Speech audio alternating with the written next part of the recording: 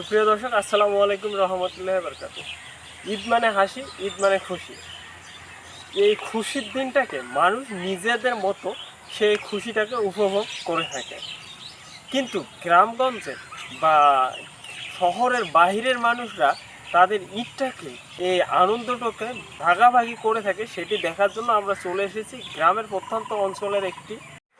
গ্রামে, যেখানে মানুষ তাদের ঈদের আনন্দটা সবার মাঝে উপভোগ করে থাকে নানা উপায়ে। এদিকে উপস্থিত ছিলেন রবিউল ইসলাম, হেলাল হোসেন, অত্যন্ত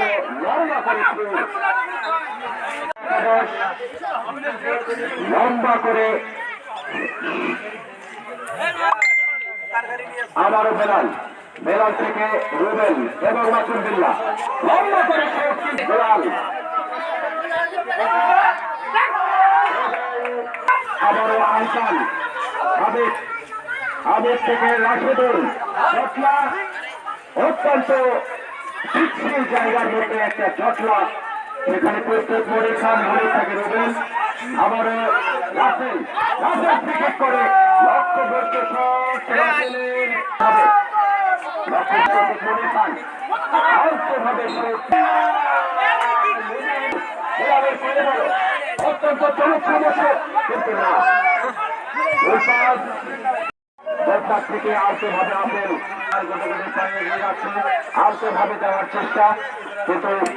সেখানে বাধাগ্রস্ত হয়ে পড়ে চলে গেল। আবারও বাধার সম্মুখীন করতে অনার ঠিক করছেন আবারও রাখেন এবং মনির খান অত্যন্ত লম্বা করে করার জন্য আলী অত্যন্ত দক্ষতার সহিত ভিত্তি করেছিল, কিন্তু না, এবং রাশেদ পাঠিয়ে প্রস্তুত জাল শুট করতে চেয়েছিলেন, কিন্তু মহুরের মধ্যে দিয়ে মনির পা থেকে আপনারা দেখতে পাচ্ছেন সেই ঢাকা একাদশের জাতীয় পতাকা।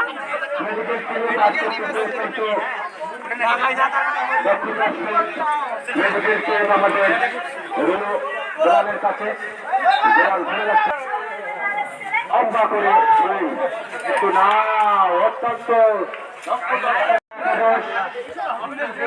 লম্বা করে আবারও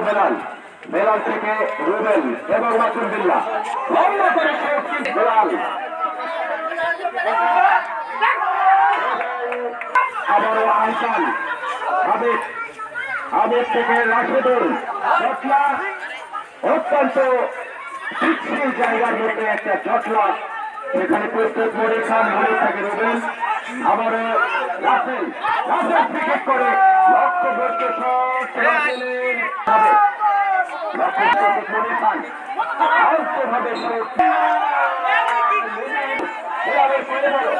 অত্যন্ত চমৎকার, কিন্তু না, এদিকে প্রস্তুত ছিলেন রবিউল ইসলাম, হেলাল হোসেন, অত্যন্ত লম্বা করে